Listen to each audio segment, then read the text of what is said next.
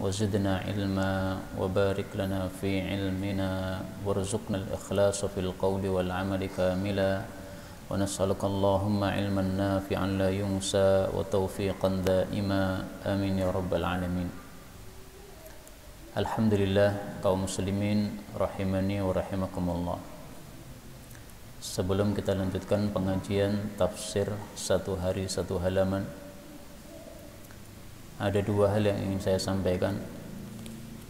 Yang pertama, kalam Allah Subhanahu wa taala di dalam surah Al-Isra ayat 16. Allah mengatakan, wa idza aradna, dan apabila kami Allah menghendaki, an nuhlika qaryah, bahwa kami menghancurkan suatu desa, suatu kampung, suatu negara, amarna, maka kami perintahkan mutrafiha, orang-orang yang pembesar-pembesarnya, fafasaqu fiha, lalu mereka berbuat rusak, berbuat fasik di dalam negara tersebut, fahaqqa 'alaihal qaul, maka wajib atasnya siksa, fadammarnaha, maka kami hancurkan negara tadi, tadmira, dengan sebenar-benar kehancuran. Ayat ini mengingatkan kita kepada bencana-bencana yang terjadi hari-hari ini. Di sana ada gempa, di sana ada banjir, di sana ada berbagai macam bencana. Bisa jadi ini termasuk yang disebutkan oleh Allah dalam Al-Quran ayat ini, ya. Apabila kami ingin menghancurkan suatu tempat, kami perintahkan orang-orang pembesarnya melakukan fasik, kemudian siksa Allah pun turun sehingga hancur lebur mereka.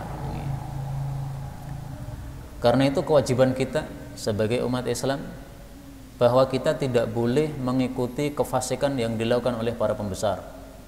Kita tidak boleh meridhai kefasikan yang dilakukan oleh para pembesar. Kita harus melakukan amar ma'ruf nahi mungkar. Sebagaimana sabda Nabi SAW, beliau mengatakan, "Man ra'a minkum munkara falyughayyirhu biyadihi." Siapapun melihat kemungkaran di antara kalian, hendaklah mengubahnya dengan tangannya. Kalau tidak mampu dengan lidahnya, kalau tidak mampu dengan hatinya, itu adalah selemah-lemah iman. Hadis riwayat Imam Muslim. Nah, dengan hati ini kita harus membenci perbuatan tersebut. Ada kezaliman terhadap rakyat, rakyat dibantai begitu saja, kemudian tidak ada penebusan terhadap nyawa mereka. Ini kezaliman, kita tidak boleh rela. Hukum tidak adil, ke bawah ke rakyat tajam, tetapi ke atas tumpul, tidak boleh kita ridho seperti ini. Karena ini adalah termasuk kezaliman, kefasikan yang dilakukan oleh mutrafin, para pembesar-pembesar negeri. Maka kita tidak boleh ridho, karena kalau kita ridho berarti kita akan mendapatkan siksaan sebagaimana mereka juga. Na'udzubillahi min syarri dzalik. Kemudian saya diberitahu tadi ada beberapa saudara kita yang sakit, ya. Karena beberapa orang, ya, maka kita tidak sebut namanya, tapi kita doakan untuk semua mereka, mudah-mudahan diberi kesembuhan dan barokah oleh Allah Subhanahu wa taala. Allahumma shalli wa sallim wa barik ala Muhammad wa ala ali Muhammad. Allahumma shfi mardal muslimin ajma'in. Allahumma shfi mardal muslimin ajma'in. Allahumma shfi mardal muslimin ajma'in. Nas'alullah al-azim rabbal arsyil azim ay yashfiyahum. Nas'alullah al-azim rabbal arsyil azim ay yashfiyahum. Nas'alullah al-azim rabbal arsyil azim ay yashfiyahum. Nas'alullah al-azim rabbal arsyil azim ay yashfiyahum. Nas'alullah al-azim rabbal arsyil azim ay yashfiyahum. Nas'alullah al-azim rabbal arsyil azim ay yashfiyahum. Nas'alullah al-azim rabbal arsyil azim ay yashfiyahum. Wa sallallahu wa sallam baraka ala nabi Muhammad walhamdulillahi rabbil alamin. Baik, kita lanjutkan sekarang tafsir surah Al-Baqarah. Kita sudah sampai pada halaman ke-14, yaitu Al-Baqarah 89 sampai 93. A'udzu billahi minasy syaithanir rajim. Walamma ja'ahum kitabun min 'indillahi musaddiqun lima ma'ahum wa kanu min qablu yastaftihuna 'alal ladzina kafaru فلما جاءهم ما عرفوا كفروا به فلعنة الله على الكافرين بئس ما اشتروا به أنفسهم أن يكفروا بما أنزل الله بغيا أن ينزل الله من فضله من فضله على من يشاء من عباده فباءوا بغضب على غضب وللكافرين عذاب مهين.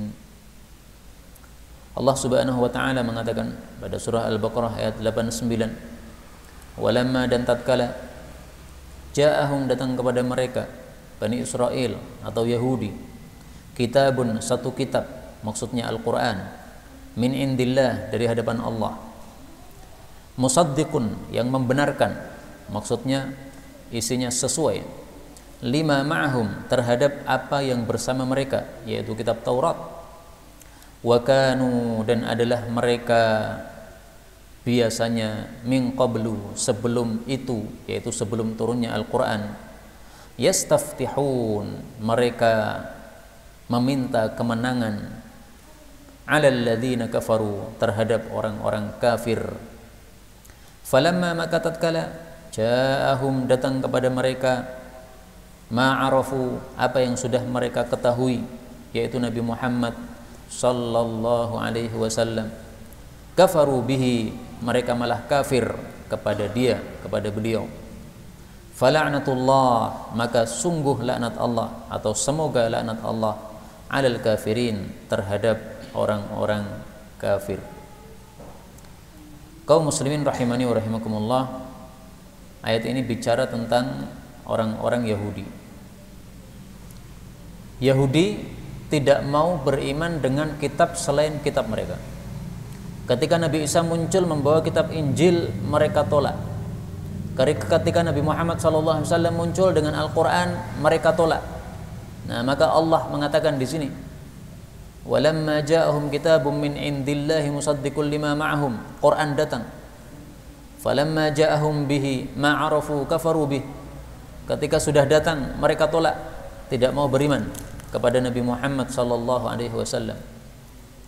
Padahal biasanya orang-orang Yahudi ini kalau sedang ada perang dengan orang kafir, sebagaimana dijelaskan pada halaman sebelumnya, orang Yahudi sering terjadi perang dengan orang kafir, orang-orang musyrik penyembah berhala, maka mereka biasanya mengatakan, kalian sekarang memerangi kami, tetapi nanti kalau sudah muncul Nabi akhir zaman, nanti kami akan mengikuti beliau, kami akan dipimpin oleh beliau, maka kami akan memerangi kalian, kalah semua kalian. Karena kalau sudah Nabi datang, pasti pertolongan Allah datang. Itulah yang dimaksud yastaftihuna 'alal ladzina kafaru. Mereka biasanya minta kemenangan terhadap orang-orang kafir, yaitu minta kemenangan kepada Allah, ya Allah, segera turunkanlah Nabi terakhir, Nabi akhir zaman yang Kau janjikan. Karena dalam kitab Taurat sudah disebutkan nanti akan muncul Nabi akhir zaman setelah Nabi Isa alaihissalatu wassalam. Dalam Injil juga begitu, namanya Ahmad, yaitu Nabi Muhammad sallallahu alaihi wasallam. Sebagaimana dalam surah yang lain Allah Subhanahu wa taala sebutkan pada surah As-Saff. Tetapi ini yang disebutkan adalah perkataan Nabi Isa, berarti ini pada kitab Injil. Tapi isi kitab Taurat mirip, yaitu apa? Wa mubasysyiran bi rasulin ya'ti min ba'di, memberi kabar gembira adanya rasul yang datang setelahku, ismuhu Ahmad, namanya adalah Ahmad, yaitu Nabi Muhammad sallallahu alaihi wasallam. Jadi Ahmad yang dimaksud pada surat As-Saff ini adalah Nabi Muhammad, karena nama beliau ada 5, ya, sebagaimana sabda Nabi sallallahu alaihi wasallam dalam hadis yang diriwayatkan oleh Imam Bukhari, innali khamsata asma, saya punya 5 nama. Ana Muhammad, nama pertama Muhammad. Wa ana Ahmad, nama kedua Ahmad. Ana al-Hashir, nama ketiga al-Hashir, yang mengumpulkan, ya, karena manusia jadi berkumpul setelah beliau itu datang pada masuk Islam. Wa ana al-Mahi, nama keempat al-Mahi, penghapus, yaitu penghapus kekafiran, kesyirikan. Wa anal aqib, nama kelima adalah Nabi al-Aqib, yaitu Nabi terakhir. Ini hadis muttafaqun alaih. Nah, mereka Berdoa kepada Allah, ya Allah segera turunkanlah nabi yang terakhir. Tapi begitu nabi terakhir muncul dan mereka tahu betul ini betul Muhammad nih, ini ciri-cirinya persis dengan yang dalam kitab Taurat, dalam kitab Injil, mereka malah kafir. Na'udzubillahi min syarri dzalik. Yang dimaksud ma'arafu, ya, mereka sudah kenal dengan Nabi Muhammad, itu yang disebutkan sama dengan yang disebutkan pada ayat yang lain. Allah Subhanahu wa taala mengatakan pada surah Al-Baqarah ayat 146, alladzina atainahumul kitab, orang-orang yang telah kami beri kitab kepada mereka, yaitu Yahudi sama Nasrani, ya'rifunahu, mereka mengetahui Nabi Muhammad sallallahu alaihi wasallam, kama ya'rifuna abna'ahum, sebagaimana mereka mengetahui anak-anak mereka sendiri. Kenapa?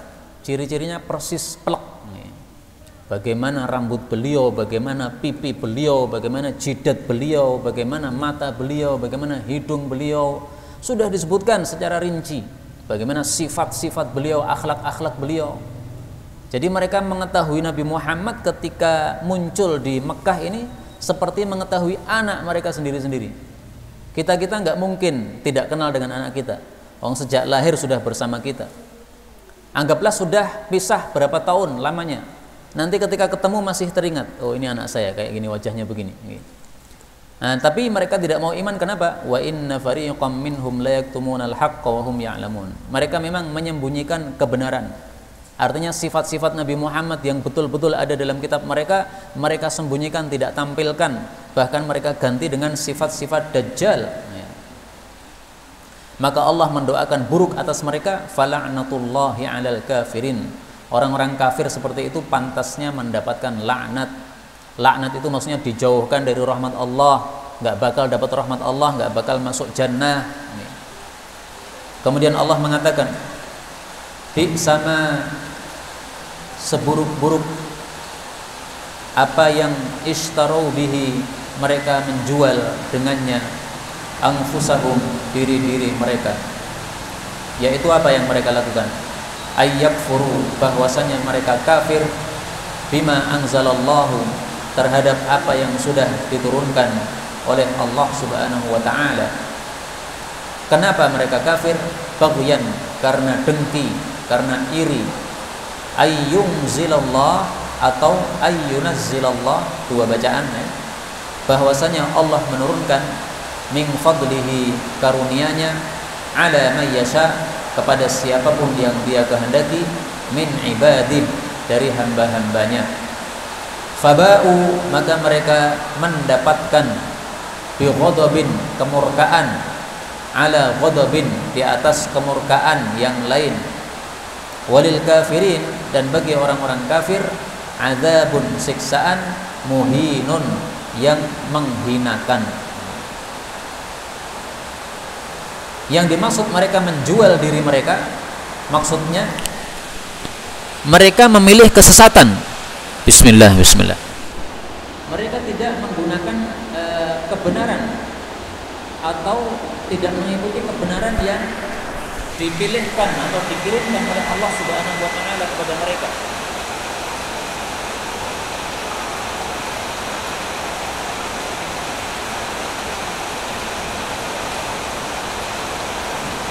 Jadi begini, mereka sudah diberi oleh Allah hidayah, petunjuk, mestinya mereka ambil, tapi mereka campakkan, mereka pilih kesesatan. Nah, maka disebut sebagai ishtaro. Mereka membeli atau mereka menjual diri mereka untuk mendapatkan kesesatan. Demikian. Kenapa mereka memilih kesesatan? Karena bagian, karena hanya dengki saja. Kenapa kenabian tidak diturunkan pada kelompok mereka, kelompok Bani Israel, tetapi malah diturunkan kepada kelompok orang-orang Arab, yaitu kelompok Bani Ismail. Jadi Nabi Ibrahim punya dua putra. Putra yang pertama adalah Nabi Yaqub, Nabi Ishaq. Kemudian putra yang kedua adalah Nabi Ismail. Dari Nabi Ishaq lahir Nabi Yaqub. Anak-anak Nabi Yaqub itulah yang disebut Bani Israel. Nah, Allah menetapkan nabinya Bani Israel itu berhenti sampai Nabi Isa alaihissalam. Setelah Nabi Isa sudah tidak ada lagi nabi dari Bani Israel. Allah tutup dengan Nabi Muhammad. Nabi Muhammad bukan dari Bani Israel, tetapi dari Bani Ismail, dari putranya Nabi Ibrahim yang kedua. Nah, maka mereka iri. Kenapa kenabian tidak dilanjutkan pada Bani Israel? Kenapa dipindahkan kepada Bani Ismail yang merupakan orang-orang Arab? Iri. Maka Ibnu Katsir dalam kitab tafsirnya mengatakan iri seperti ini adalah iri yang paling jelek seperti ini. Iri terhadap pemberian Allah kepada orang lain. Kita dibuat miskin, orang lain dibuat kaya, iri. Itu iri paling jelek. Kenapa? Yang melakukan Allah kok tidak rela, kenapa? Iri, kita dibikin sakit, tetangga kita sehat, orang-orang yang lain sehat, kita sakit, iri. Nah, itu tidak benar seperti itu. Ini yang membagi-bagi sehat sama sakit ini Allah Subhanahu wa taala. Iri mendengar temannya nikah lagi, aku orang nambah-nambah, iri. Nah, itu tidak benar seperti itu. Karena itu kalau kita melihat orang lain mendapatkan kebaikan, jangan iri, karena iri adalah sifatnya orang-orang Yahudi. Lah terus cara kita bagaimana kalau kita mendengar orang lain mendapatkan kebaikan? Wah kayak ini nikah meneh, wah kayak bisnisnya lancar, nambah terus pembelinya. Nah, cara mengatasinya dalam Al-Quran sudah disebutkan.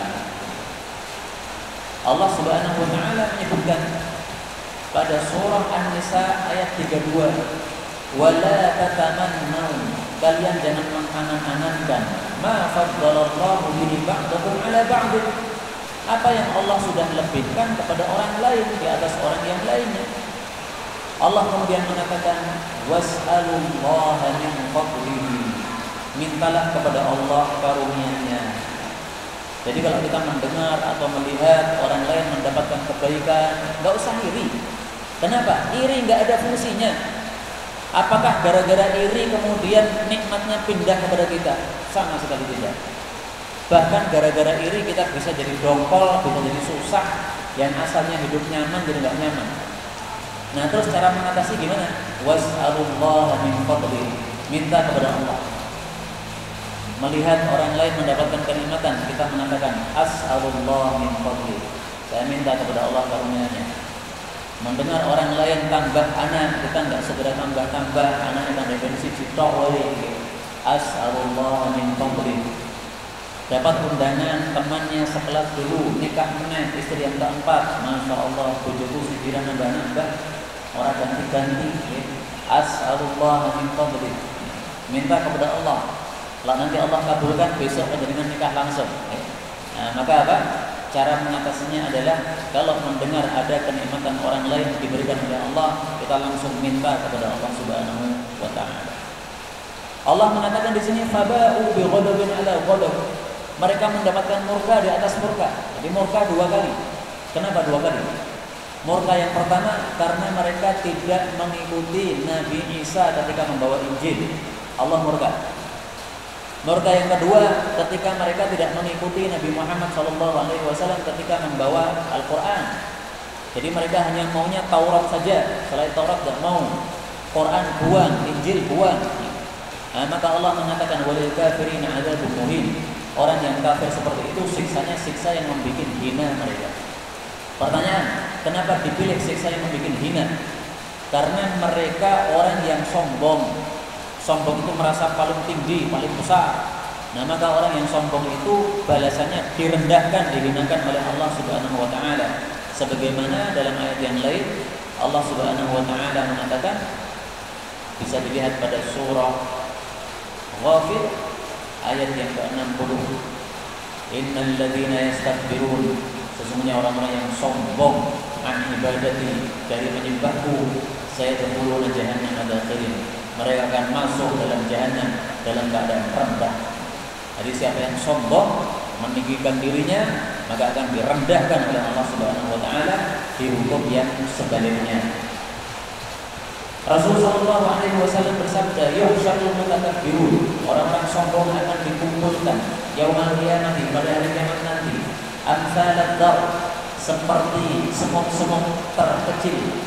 Fi suwaril rijal, tetapi bentuknya bentuk manusia. yaghshahumud dhullu min kulli makan, mereka diliputi kerendahan dari segala penjuru. Yusaquna ila sijnin fi jahannam, mereka dikirim ke dalam satu penjara di neraka jahannam. Yusamma bulas, yang namanya penjara bulas. Ta'duhum narul anyar, yang diliputi api segala api. Yusqawna min usarati ahli nar, mereka diberi minum dari nanah-nanah dan darah-darah penghuni neraka. Na'udzubillah min syarri dzalik. Hadis sahih riwayat Imam At-Tirmidzi. Karena itu kesimpulannya dari ayat ini, jangan sombong, jangan iri. Iri sifatnya orang-orang Yahudi, sombong sifatnya orang-orang Yahudi. Rasul sallallahu alaihi wasallam menyebutnya sebagai penyakit umat terdahulu. Beliau mengatakan, dabba ilaikum, telah merembet kepada kalian da'ul umat qablakum, penyakit umat-umat sebelum kalian. Apa itu penyakitnya? Al-hasad, iri, dengki, wal baghdha, dan membenci. Hiyal hariqah, itulah yang mencukur agama, merusak agama. Hadis ini riwayat Bukhari sahih. Saya kita lanjutkan ayat 91 dan seterusnya. Tapi karena ini hujan lebat, mari kita baca bersama-sama. Nomor A'udzu billahi minasy syaithanir rajim.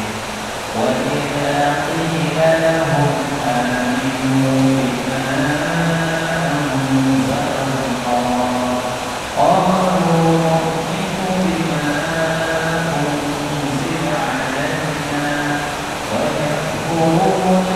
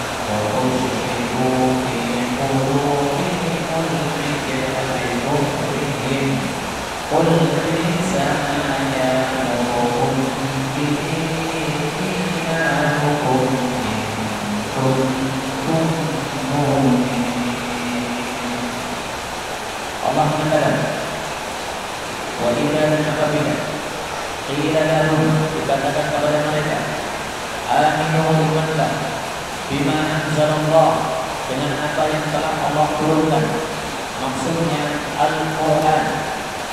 Qalu, mereka berkata, nu'minu, kami beriman, bima unzila 'alaina, dengan apa yang telah diturunkan kepada kami, yaitu Taurat.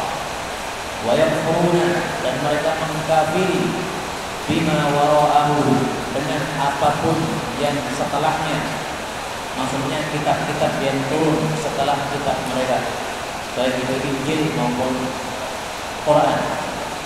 Wa huwa, padahal dia, kitab tersebut yaitu Al-Quran, al-haqqu, adalah kebenaran, musaddiqan, yang membenarkan, lima ma'ahum, terhadap kitab yang bersama mereka, yaitu kitab Taurat. Qul, katakanlah wahai Muhammad, falima, maka kenapakah taqtuluna, kalian membunuh anbiya Allah, boleh dibaca anbiya atau anbiya, pakai hamzah atau pakai ya, anbiya, nabi-nabi Allah, min qablu, sebelum ini, in kuntum, jika adalah kalian itu mukminin, orang-orang yang beriman, yaitu beriman kepada kitab kalian masing-masing. Jadi orang-orang Yahudi, kalau mereka disuruh iman kepada Nabi Muhammad, mereka menjawabnya, kami sudah punya kitab, nggak perlu kitab baru. Kami sudah punya nabi, nggak perlu nabi baru. Nah, ini mirip dengan orang-orang zaman sekarang. Mereka kalau diberi pengetahuan tentang Al-Quran, tentang Sunnah, tentang ajaran Islam, mereka mengatakan kami sudah punya peraturan sendiri, kami sudah punya undang-undang sendiri, kami sudah punya adat sendiri. Nah ini seperti ini mirip dengan orang-orang Yahudi. Semestinya kalau datang kebenaran, maka kesalahan yang kita lakukan harus kita tinggalkan. Kita punya adat, kita punya undang-undang, kita punya peraturan yang tidak sesuai dengan Quran. Begitu datang penjelasan dari Quran, harus kita buang semuanya. Mestinya begitu. Kalau tidak dibuang, maka berarti kita sama dengan orang-orang Yahudi. Kalau begitu berarti hukumannya nanti sama dengan orang-orang Yahudi. Ketika mereka mengatakan nu'minu bima unzila alaina, kami hanya beriman kepada kitab yang diturunkan kepada kami, maka Allah menyuruh Nabi Muhammad untuk bertanya kepada mereka, betul enggak kalian beriman kepada kitab kalian? Pertanyaannya apa? Falima taqtuluna anbiya Allah min qabl. Kenapa kalian bunuh nabi-nabi kalian kalau memang kalian beriman terhadap kitab kalian? Mengakunya iman sama Taurat. Lah kenapa nabi-nabi mereka malah dibunuh? Kalau memang betul-betul iman sama Taurat, tidak mungkin membunuh nabi. Karena dalam kitab Taurat sudah disebutkan nabi itu ditaati, bukan dibunuh. Siapa nabi yang mereka bunuh? Yang mereka bunuh adalah Nabi Zakaria dan juga Nabi Yahya. Rasulullah sallallahu alaihi wasallam bersabda, "Kana Zakaria adalah Nabi Zakaria, najjar, seorang tukang kayu." Hadis riwayat Muslim sahih. Nah, inilah nabi yang mereka bunuh. Nabi Zakaria, tukang kayu. Dia menyampaikan dakwah Islam, menyampaikan kitab yang diturunkan oleh Allah kepada mereka, tapi malah mereka bunuh karena mereka tidak setuju dengan ajaran Islam yang dibawa oleh nabi mereka. Demikian juga Nabi Yahya, mereka bunuh. Rasulullah sallallahu alaihi wasallam bersabda tentang Nabi Yahya, "Khalaqallahu", Allah telah menciptakan Yahya ibn Zakaria, Nabi Yahya bin Zakaria, fi batni ummihi, dalam perut ibunya, mukminan, sebagai orang beriman. Hadis riwayat Ibnu Adi sahih. Ini profilnya Nabi Yahya yang dibunuh oleh mereka. Jadi sudah ditetapkan sebagai orang beriman dalam perut ibunya. Memang semua manusia pasti begitu. Masing-masing kita ketika berada dalam perut ibu kita sudah ditetapkan nanti calon penghuni neraka atau penghuni jannah. Nah, Nabi Yahya sudah ditetapkan sebagai calon penghuni jannah, calon sebagai orang mukmin, tetapi setelah lahir kemudian dibunuh oleh mereka. Nah, maka Allah menyuruh bertanya, kenapa kalian bunuh Nabi kalau memang beriman? Kemudian Allah mengatakan, walaqad, dan sungguh-sungguh ja'akum, telah datang kepada kalian Musa, Nabi Musa, bil bayyinat, dengan bukti-bukti, maksudnya mukjizat-mukjizat. Tsumma, kemudian ittakhadtum, kalian menjadikan al-ijla, anak sapi, maksudnya sebagai Tuhan. Min ba'dihi, setelah Nabi Musa, maksudnya setelah perginya Nabi Musa untuk berjumpa dengan Allah, untuk menerima kitab Taurat. Wa antum zalimun, sementara kalian itu adalah orang-orang yang zalim. Jadi perbuatan mereka tidak hanya sebatas membunuh Nabi, mereka juga melakukan syirik. Syiriknya apa? Menyembah berhala. Berhalanya apa? Berhala anak sapi. Yang membuat anak siapa? Mereka sendiri. Jadi mereka buat anak sapi, setelah itu mereka sembah-sembah. Mereka mengatakan ini Tuhannya Nabi Musa. Dimana Nabi Musa lupa Tuhannya di mana, dicari-cari pergi sampai 40 hari. Kita sudah menemukan sebelum Nabi Musa menemukan. Di kurang ajarnya mereka itu bukan main. Membuat patung anak sapi itu sudah satu kekurangan ajaran. Menyembah patung anak sapi sudah kurang ajaran. Kemudian mengatakan Nabi Musa lupa cari Tuhannya kemana-mana, nggak ketemu-temu. Akhirnya kita malah menemukan duluan. Ini kan kurang ajar semuanya ini. Dari mana taunya mereka bahwasanya ini adalah Tuhan mereka?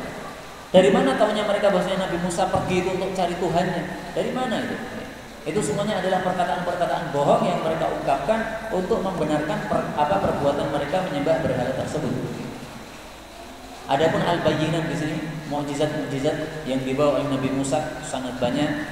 Ada mukjizat yang diberikan untuk Bani Israel, ada yang mukjizat yang diberikan untuk orang-orang Mesir, Firaun dan bala tentaranya. Disebutkan oleh Allah tentang ayat-ayat tersebut pada surah Al-A'raf ayat 133.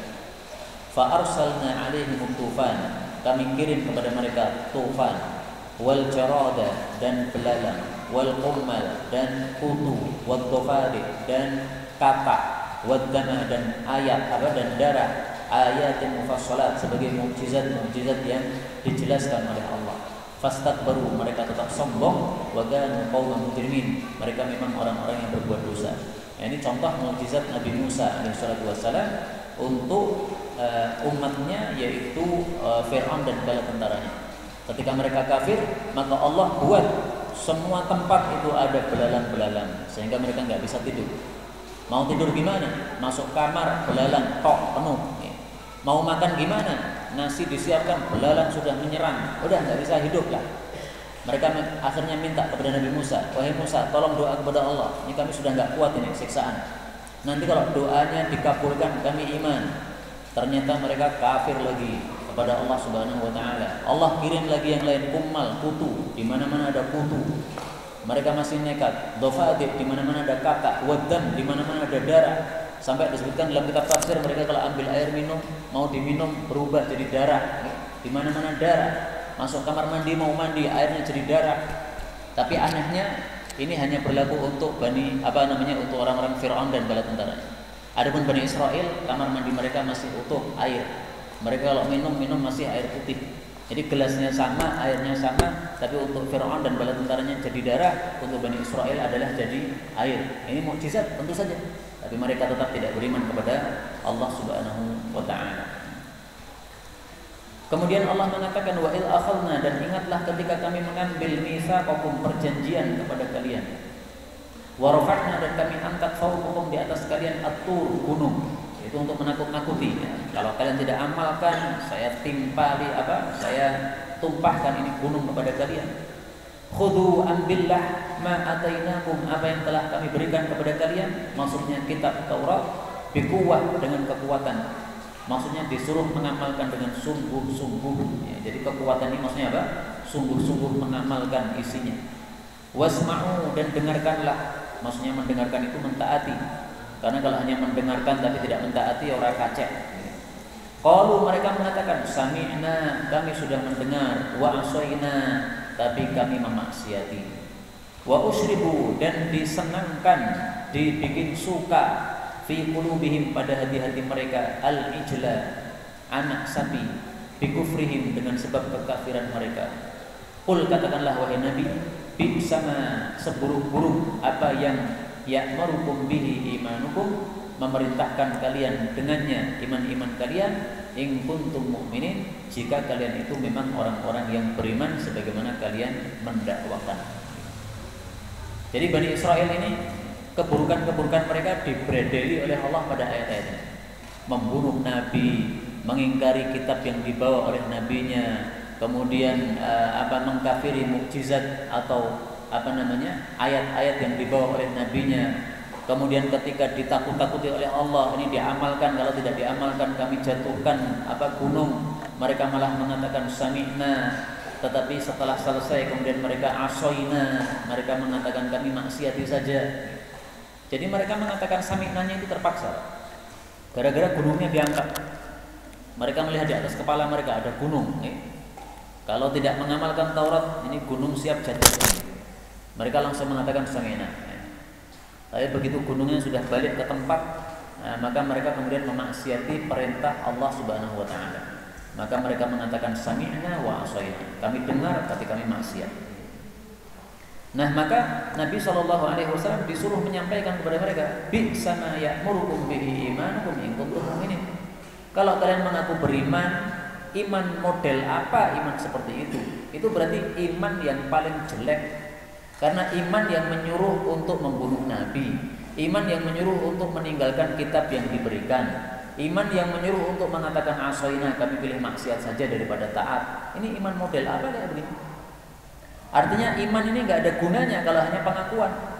Demikian juga orang-orang yang KTP-nya Islam, kalau ditanya agamanya Islam, ngakunya Pak Haji juga, namanya ditulis di depannya H, tetapi disuruh pakai aturan Islam nggak mau.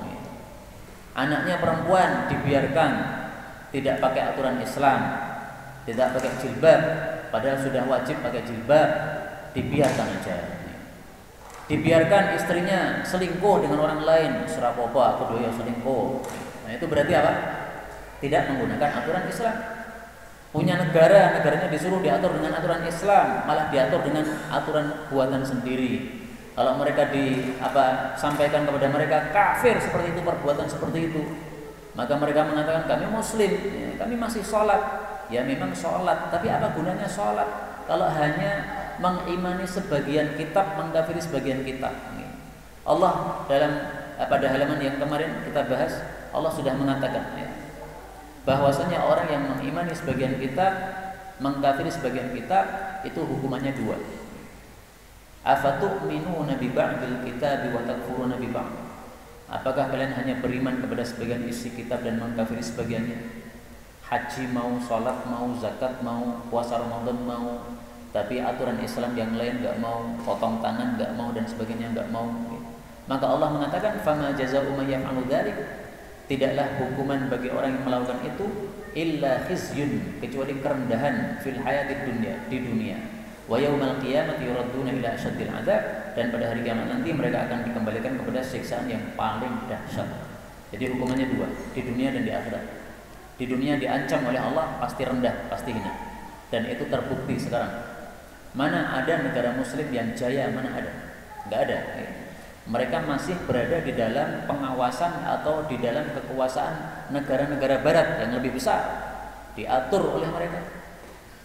Kemarin saya mengikuti satu berita dari Arab Saudi, bahwasanya ada seorang dokter yang dipenjara oleh penjara Saudi, dikeluarkan dari penjara. Setelah itu diberi jabatan yang tinggi, disuruh mengajar di sana di sini. Kenapa? Karena ada surat dari Amerika katanya, bahwasanya ini dokternya orang baik, ini dokternya ini punya tempat tinggal di Amerika juga, dia punya kelebihan yang banyak, dia punya ilmu yang tinggi dalam masalah kedokteran, maka ini sepantasnya dikeluarkan dari penjara. Akhirnya dikeluarkan. Jadi hanya gara-gara permintaan dari barat dikeluarkan dari penjara. Sementara ulama-ulama besar sampai hari ini mereka masih mendekam dalam penjara. Guru kami Syekh Muhammad Al-Khudairi, ahli tafsir, dimasukkan penjara Saudi. Nggak tahu dosanya apa, kita juga semuanya nggak ada yang paham. Dosanya apa beliau nggak ada. Mungkin hanya diketakuti saja karena pengikutnya banyak, peserta kajiannya banyak, dikhawatirkan nanti akan melengsarkan presiden dan sebagainya, akhirnya dimasukkan penjara. Naudzubillah, suudzon kayak begini. Syekh Muhammad Musa Asy-Syarif, ahli sejarah Islam dari Saudi, masukkan penjara juga. Guru kami Syekh Abdul Aziz At-Tarifi, masukkan penjara juga, ahli hadis besar. Ini semuanya ulama-ulama besar masuk penjara tanpa ada salah yang diketahui salahnya apa. Pokoknya langsung comot aja dari rumahnya, bawa ke dalam penjara. Enggak dikeluarkan sama sekali. Sementara ada seorang dokter dikeluarkan. Kenapa? Gara-gara surat dari pemerintah barat. Naudzubillah, ini berarti kerendahan seperti ini bisa diatur, bisa disetir oleh orang-orang barat. Meskipun jabatannya adalah presiden, pemerintah negara Saudi yang besar, yang kaya raya, tapi kalau hanya bisa diatur oleh negara barat, itu namanya khizyun, kerendahan. Kenapa rendah? Gara-gara tidak menerapkan seluruh perintah Allah Subhanahu wa taala. Iman sama sebagian, kafir sama sebagian. Belum lagi nanti di akhirat asyaddil adzab, dan dahsyatnya siksa yang mereka terima. Maka naudzubillahi min syarri dzalik. Inilah Bapak Ibu rahimani wa rahimakumullah yang dapat kita pelajari pada malam hari ini. Benarnya dari Allah, dan apabila ada salahnya fa astaghfirullahal azim li wa lakum. Subhanakallahumma rabbana bihamdika asyhadu an la ilaha illa anta astaghfiruka wa atubu ilaik. Walhamdulillahi rabbil alamin.